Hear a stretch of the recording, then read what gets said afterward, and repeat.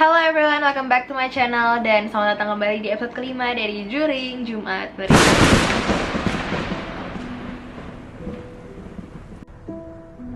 Baru kali ini banget gue bikin video Juring yang kedatangan orang untuk bercerita langsung ke kalian tentang pengalaman horornya.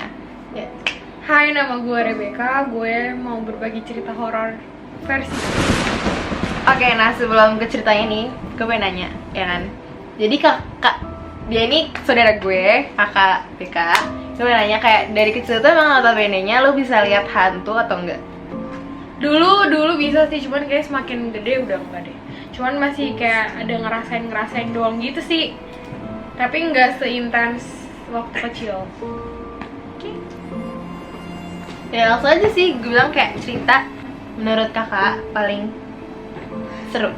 Paling seru itu waktu gue, ini belum gitu lama sih, zaman SMP kalau nggak salah ya, antara kelas 2 kelas 3 lah ya. Itu waktu itu tante gue lagi bangun rumah. Rumahnya itu belakang-belakangan sama rumah gue. Jadi dia bangun rumah hampir setahun lebih lah ya. Terus pas udah rumahnya udah jadi nih, udah tinggal listrik, terus ngecat segala macem, pokoknya udah jadi bangunan, udah adalah tangganya di dalam. Jadi bentuk tangganya itu yang kayak apa ya, yang kayak gini, sini buat pijakannya, terus buat naiknya gitu loh tangganya. Nah udah gitu adalah tukang malam-malam datang. Dia itu tukang lampu, jadi dia mau masang lampu di atas tangga. Di atas ini kan tangga yang buat turun, ini pijakan, ini naik. Di pijakan ini dia mau masang lampu di atasnya. Terus udah gitu pas itu tukang mau pasang lampunya, ada satu, ini bukan rasis atau gimana, ada satu bapak-bapak Chinese, itu tetangga tapi nggak yang kenal gitu loh, cuman oh rumahnya di sana gitu loh, tahu gitu doang. Dia masuk tanpa izin, nggak permisi masuk, naik, lihat-lihat, turun, keluar lagi, dan nggak bilang apa-apa, bener kayak gitu doang. Setelah dia keluar, nggak berapa lama itu tukang yang pasang lampu jatuh dari tangga. Kan dia masang lampu otomatis pakai tangga bantuan dong. Jatuh dari situ, jatuhnya itu kebanting ke tangga yang begini ke bawah. Itu darahnya bener-bener banyak banget, kayaknya kepala belakangnya kayaknya pecah sih. Terus itu karena lampunya korslet atau gimana, otomatis lampu satu rumah itu mati. Jadi gelap, dan itu posisi udah malam.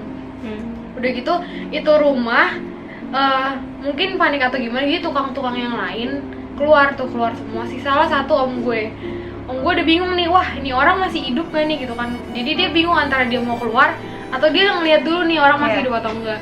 Pas mau diangkat gini, dia kaget dong, tangannya ini darah semua. Ternyata di kepala belakangnya sini tuh udah bocor atau gimana lah, nggak ngerti karena mati lampu juga kan. Udah gitu diangkatlah. Dia udah takut nih mau ngeliat mukanya, udah serem. Cuman pas dia liat mukanya, itu tukang senyum ke dia. Kayak dia merem, dia nggak, ya otomatis gimana sih, kepala pecah gitu kan, nggak mungkin lagi lu bisa melek dong. Dia posisi merem, cuman pas diangkat gini mau dibopong, otomatis kepalanya ngarahnya ke sini dong, ke muka kita kan. Ya. Itu tukangnya senyum, kayak senyum gitu loh.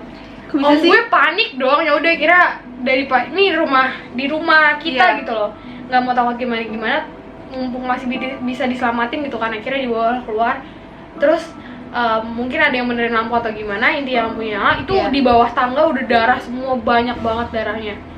Udahlah, akhirnya dia dibawa ke rumah sakit, pokoknya koma berapa lama lah. Akhirnya gue nggak tahu ya sekarang meninggal atau gimana, pokoknya dia jadi ada gangguan lah, karena ya gimana kepala gitu kan. Jadi ada gangguannya.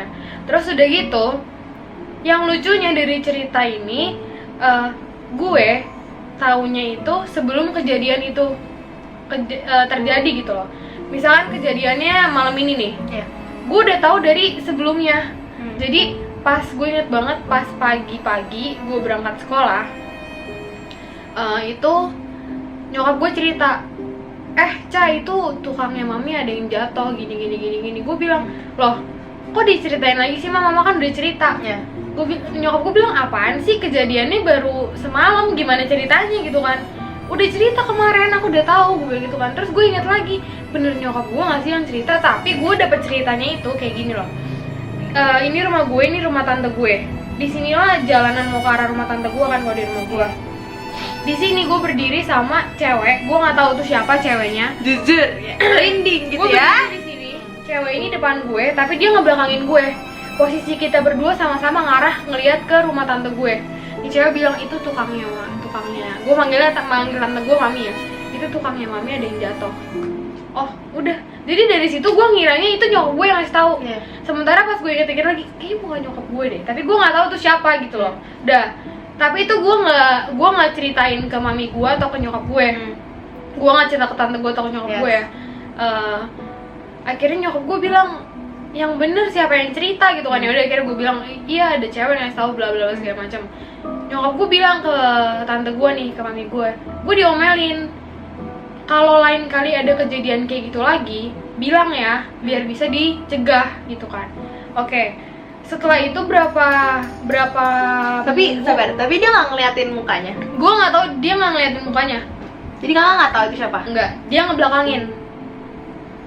Terus dari gitu berapa minggu atau berapa hari kemudian lah ya, gue lupa. Ini masih, pokoknya nggak berapa lama setelah kejadian tuang itu, gue tidur bertiga di kamar gue. Kakak gue lagi ngungsi ke kamar gue. Gue kan tidur berdua di gue nih. Jadi posisinya, iya, posisinya gue tidur deket tembok, tengah adik gue yang di pinggir kakak gue. Itu kita satu selimut. Kebetulan gue kalau tidur tuh selimutnya bener full sekepala, bener tutup semua gitu kan. Terus udah gitu, kalau nggak salah ingat mereka berdua tuh, adik gue sama kakak gue masih bangun apa ya? Pokoknya intinya gue udah tidur. Tiba-tiba gue bangun, bener-bener bangun yang langsung duduk kayak orang kaget gitu loh. Bener-bener langsung buka ini ya semua. Terus mereka berdua otomatis langsung kaget, jadi langsung ngerapet ke gue semua kan, kenapa gitu kan. Terus udah nih gue ceritain, gue mimpi. Kalau ini gue yakin gue mimpi, tapi kalau yang masalah tukang tadi gue nggak yakin gue mimpi atau gimana, gue nggak tahu. Pokoknya dia udah ada aja tuh cewek. Ini gue mimpi, lagi gue sekeluarga, nyokap, bokap, adik, kakak gue sama gue lagi jalan kayak di gedung gitu. Gedung kan banyak tembok-temboknya gitu kan, kayak lorong. Ada lorong-lorongnya gitu, belok-belok gitu kan. Lagi jalan nih, gue berempat, gue, adik gue, nyokap sama bokap gue. Kakak gue jalan sendirian di belakang main handphone. Nyokap gue bilang, ngapain sih tuh si kakak sendirian gitu kan.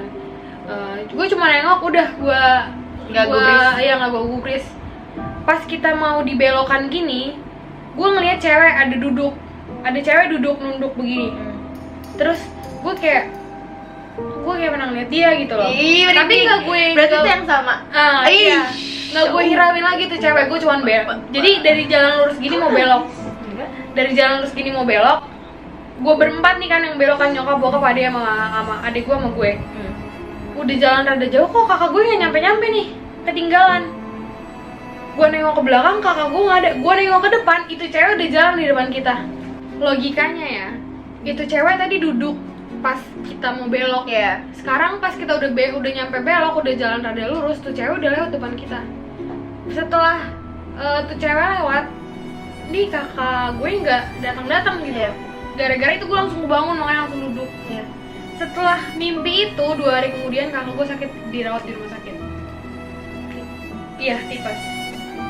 Terus udah nih, itu kejadian kedua tentang cewek ini. Ada lagi satu kejadian, dan ini kejadian terakhir tentang si cewek ini.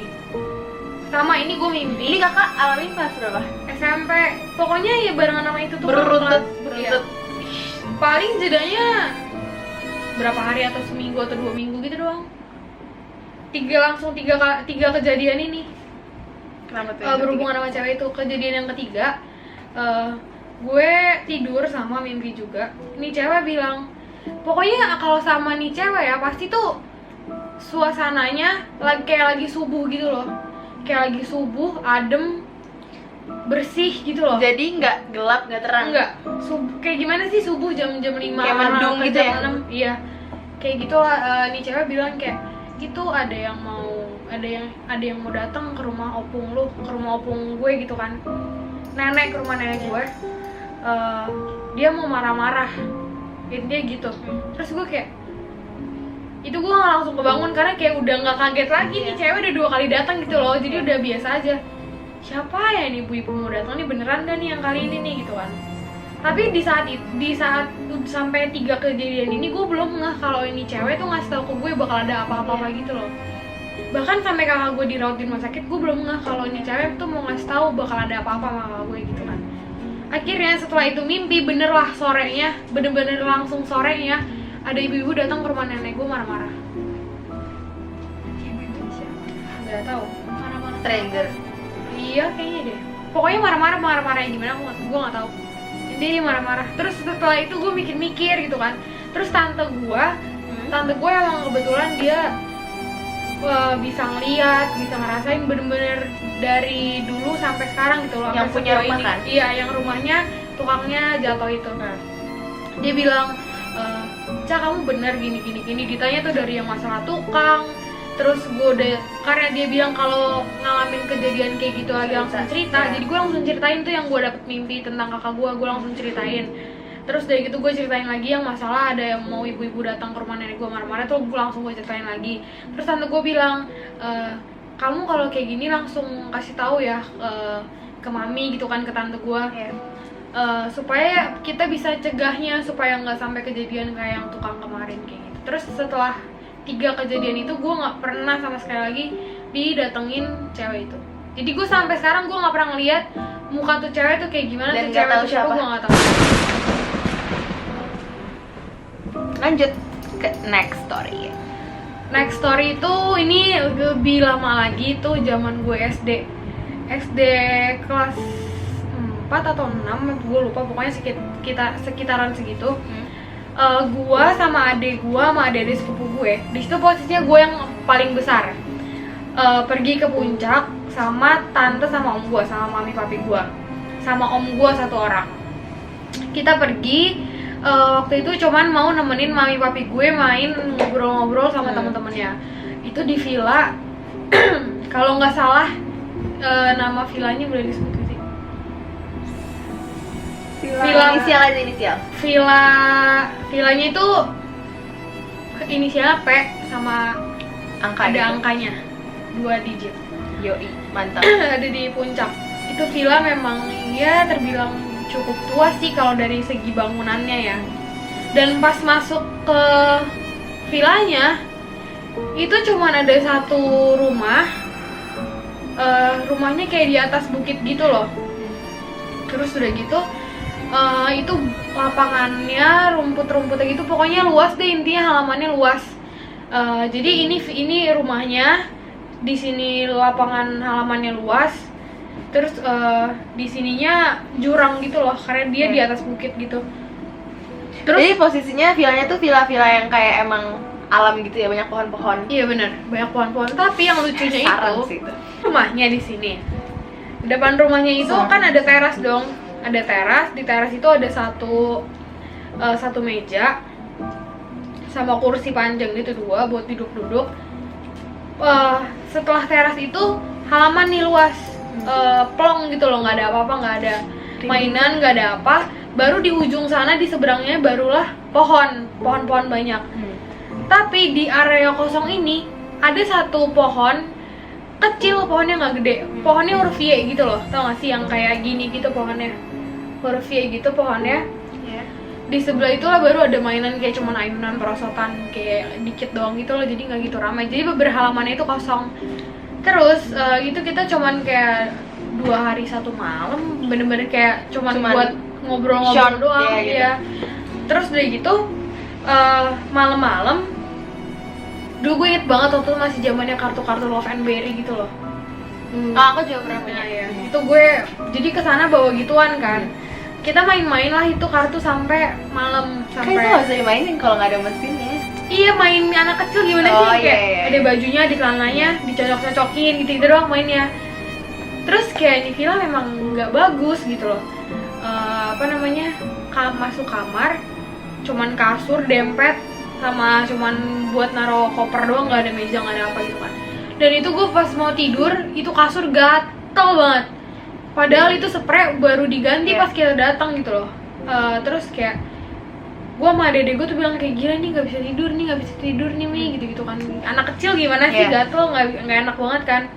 Akhirnya gue lah disuruh bilang ke papi gue masih di luar tuh. Disuruh bilang ke om gue,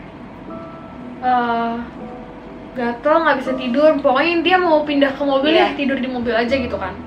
Ya udah akhirnya sabar, berarti yang ini milih villa tuh nggak dilihat-lihat dulu sebelumnya? Enggak, ini bukan kita yang milih. Kayak maksudnya tiba-tiba aja gitu kayak ke puncak, terus karena udah malam emang niat kesana jadi? Enggak, jadi gini, perkumpulan marga gitu loh, marga Manurung. Jadi ada yang kayak mereka kompaknya gitu beberapa orang. Jadi mami papi gue diajak. Jadi yang milih villanya itu mereka. Kita cuma dateng, diundang doang kayak gitu. Jadi kita nggak tahu nih villa kayak apa tuh, nggak tahu. Dan baru pertama kali ke situ kan. Jadi mami gue suruh om gue tolong pindahin barang ke dalam mobil. Karena kan sekaligus besok udah pulang gitu loh. Jadi biar kamarnya kosong sekalian. Udah nih dipindahin, sambil dipindahin kita nunggulah di meja kursi yang ada di teras itu yang tadi udah gue jelasin. Kita duduk di situ main-main. Tiba-tiba adik sepupu gue yang cowok, dia masih lebih kecil lagi dari gue. Siapa? Vero. Oh, yang lebih tua dari kakak kan? Iya benar. Ini ada adiknya. Tuh kayak.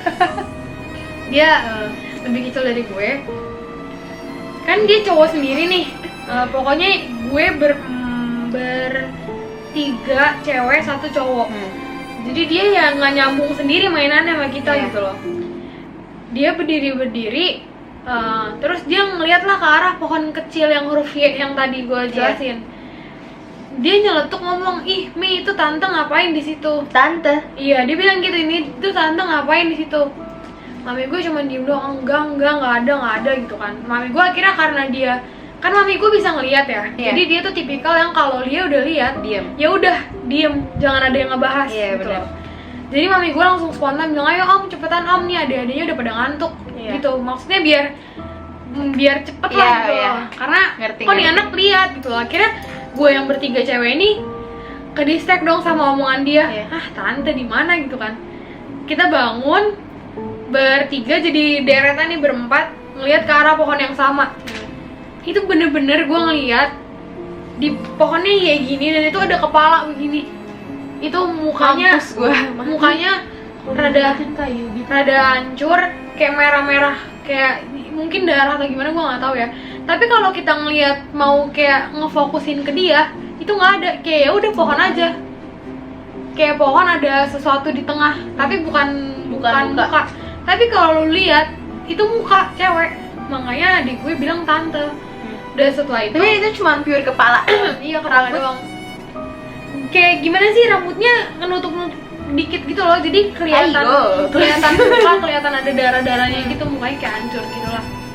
Udah tuh, cuman karena masih kecil nggak ngerti gitu kan, terus gue nggak pernah dijelasin apa setan apa gitu, nggak tahu kan. Jadi kalau kakak ngeliatnya gimana?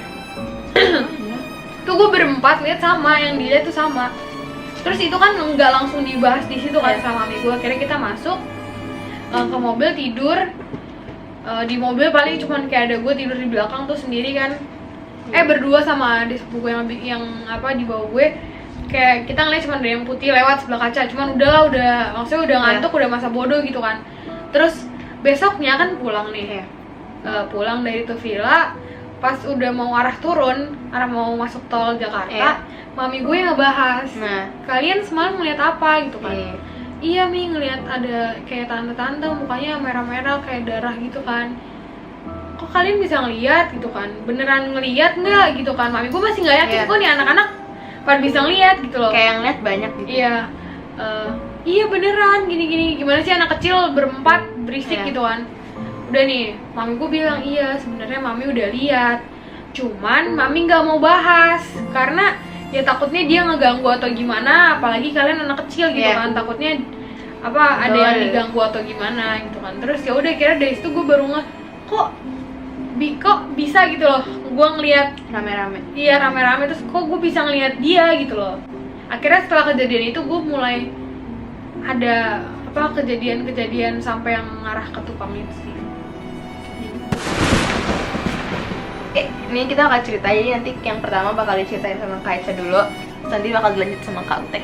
di rumah gue itu memang dari dulu ya. Mami gue pun udah bilang di atas itu ada orang. Di atas. Di yang mana nih? Yang balkon, kamar, atau yang mana? balkon depan kamar Oh, gue. balkon yang itu mampu sih yang jemuran kan? Bukan yang jemuran. Yang ada patungnya patung mana? atau yang Ini kan di bawah nih TV kan. Iya. TV kan pelong ke atas. Kan Ah, ada I yang see. itu. ada yang Itu gitu. serem sih, Oh, jujur. Jadi mami itu cerita sebelah di kamar situ- Rachel kan? Iya. Di depan kamarku sebelah kamar Rachel.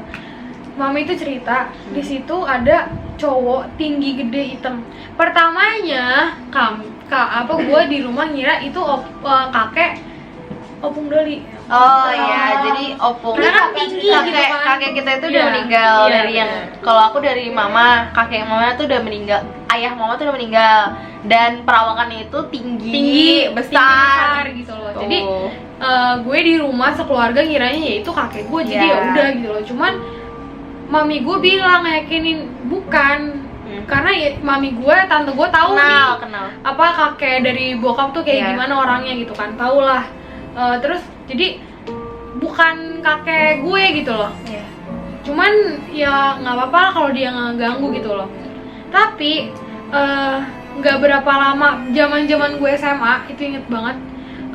Bahkan sampai awal kuliah tuh masih lumayan sering kejadian. Dan ini Cuman- fresh banget dong. Ya cuman yang intens kejadiannya tuh zaman gue SMA. Iya.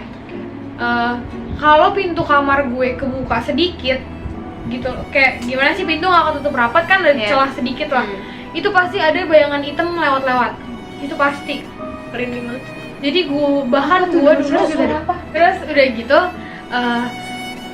ternyata bukan gue doang nih yang ngalamin. Gue kira cuma di depan kamar gue, karena kan ya memang posisinya tuh cowok, tuh bapak depan kamar gue Iya. gitu kan. Bahkan ya gue kayak awal-awal. Coba deh, kau jelasin dulu layout lantai 2. Oke, jadi layout lantai rumah gue tuh 2 lantai. Iya. Bentuknya itu ini apa ya namanya ya? Jalan. lantai pertama.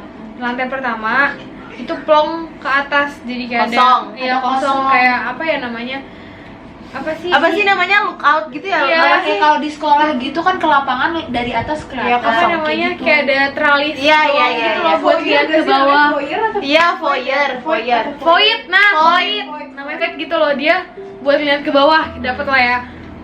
Posisinya ini kamar kakak gue, ini voidnya, di sini kamar gue. Nah, gitu. Jadi L, letter L. Jadi kalau dari kamar kakak gue mau ke kamar gue otomatis lewatin Void. itu void. Iya. Itu posisi ada laki-laki di situ, gue lewatin. Jadi gue sempet ya awal-awal gue ngalamin pintu kalau kebuka dikit dia lewat. Iya. Jadi gue setiap kalau gue mau tidur ke kamar gue pasti lari tuh dari kamar kakak gue ke kamar gue tuh gue pasti lari. Itu tentang yang si cowok itu.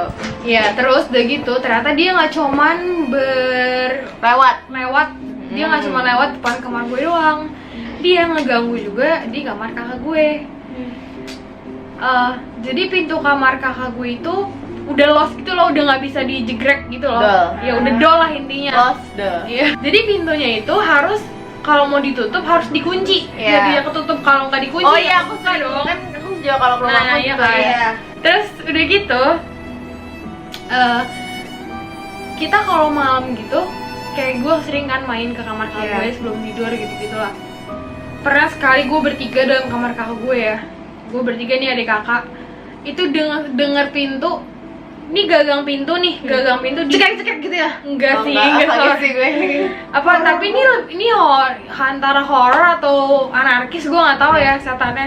Ini pintunya, gagangnya di dek gitu loh. Wow. Pintunya kayak mau dipaksa dibuka, didorong gitu gagangnya. Kau seru banget. Serius. Terus Dan itu nggak cuma sekali 2 kali, itu sering banget. Kayak terus kita mikir apa angin ya, tapi nggak mungkin lah angin. kan itu posisi rumahmu ada tembok gitu depan pintu. Iya, makanya nggak Iya, mungkin angin. Logikanya ya kalau ada angin pasti ada pintu yang kebuka dong. Iya, iya. Sedangkan kalau malam rumah gue tuh ketutup semua pintu dan nggak Iya. ada angin masuk Iya, dari benar. luar tuh nggak ada. Terus udah gitu, sekalipun dibilangnya AC kan dalam kamar, masa yang ke dorong gitu dari luar gitu kan. Terus udah tuh, dan itu nggak cuma sekali 2 kali, itu sering banget sampai kalau gue tuh kadang panik ya. Ih, ini apa sih gitu. Jadi Iya. dia takut sendiri, terus dia juga Kesel. kalau jadi apa di kamar dia juga setelah dijedok-jedok gitu loh. Ada kalau pintunya kebuka dikit itu juga ada yang lewat-lewat, sama kejadiannya kayak di kamar gue gitu. Terus selanjutnya makin kesini nih bener-bener fresh banget. Ada anak kecil di rumah gue di atas. Kok nambah? Itu dia nggak tahu nih apa namanya di sebelah rumah gue itu Serem banget deh. tadinya rumah orang Chinese. Ya. Udah lama juga kenal deket juga gitu loh, Terus? tetangga baik juga. Tapi dia satu sekolah juga sama gue anak-anaknya. Bahkan dulu SD satu jemputan. Ya. Tapi kita nggak pernah tahu background rumahnya itu gimana. Bahkan gue tahu dari om gue kalau mereka 2 lantai juga. Kalau lantai 2-nya itu ada satu kamar yang nggak boleh dibuka. Kayak ada kayak penyembahan gitu ya? Iya, itu papamu tahu loh. Papaku. Papamu tahu. Terus Papaku. udah gitu Nggak bakal tahu. Terus udah gitu setelah dia pindah itu rumah dikontrakin, nggak dijual. Itu rumah dikontrakin, Oke, adalah masuk tetangga juga, maksudnya kenal juga sama Ya. gue gitu loh, kenal juga. Dia punya cucu masih bayi. Cucunya itu pasti setiap malam pasti nangis nggak bisa tidur. Ya, terus Terus ada juga cerita-cerita dari keamanan, sering ada cewek ketawa lah. Terus ada cewek ketawa disiram air, kayak segala macam gitu-gitu lah intinya. Tahu di sini. Kayak nyiram air gitu loh di kayak atas. splash gitu Iya, ya. Terus disiram. Iya, dia ketawa. Ya ketawa siapa lagi sih kalau bukan kuntilanak emang. Jadi kayak kita bilangnya Miss K. itu dia Miss K. Kita bilangnya dia gitu loh. Terus udah gitu akhirnya ini orang tuh nggak betah gitu loh. Iya. Akhirnya mereka pindah karena kasihan kali ya cucunya nggak bisa tidur mulu tiap malam nangis-nangis gitu kan. Nah, Akhirnya mereka pindah ke cuman kosongnya nggak nyampe sebulan lah. langsung ada Lagi. Untungnya yang masuk ini tuh rame banget. Jadi mereka kayak orang pelayaran gitu. Jadi di situ kayak mesnya gitu loh. Ngerti. Kayak kos-kosannya gitu. Iya, loh. iya.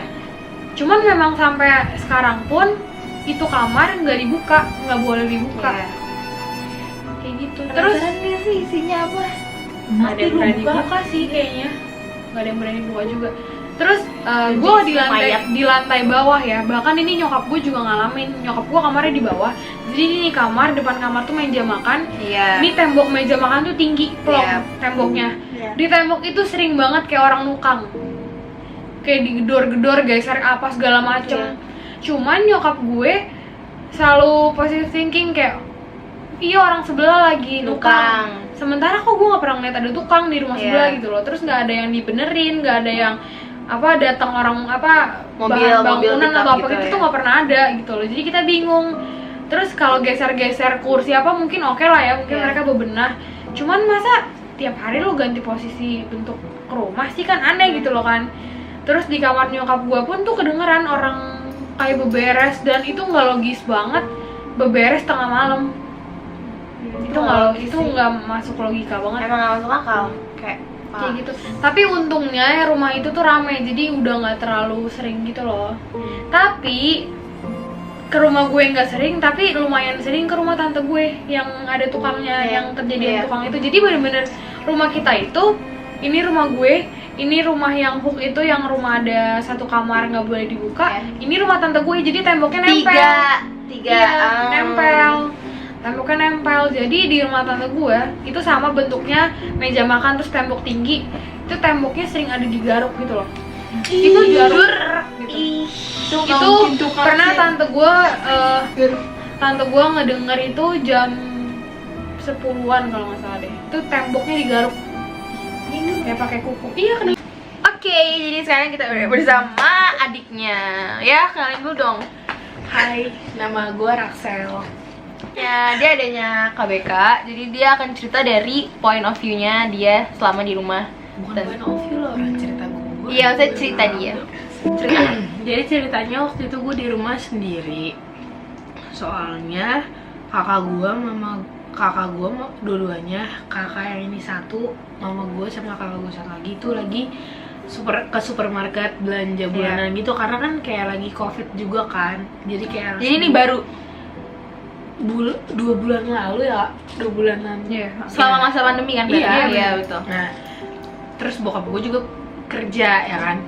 Nah, terus gue lagi di kamar kakak gue yang tadi kamarnya digedor gitu loh. Gue lagi di situ ngerjain tugas. Masih sore lah, jam 4:30-an. Enggak maghrib kan? Enggak, 4:30. Iya mau maghrib lah ya hitungannya. Udah Iya. mau maghrib. Ya, ya enggak sih kak, orang masih 4:30, masih lumayan lama lah. Ya. Nah, terus udah kayak gitu gue lagi ngerjain tugas, nulis dong. Gue nulis di meja sambil dengerin lagu. Terus habis itu gue kayak ngedenger ada yang ngegedor-gedor pintu gitu kan. Pintu kamar. Iya, kayak tapi dia apa ya, nggak yang kayak dorok gak gitu, cuma kayak tok tok kayak Iya. sekali gitu doang kan.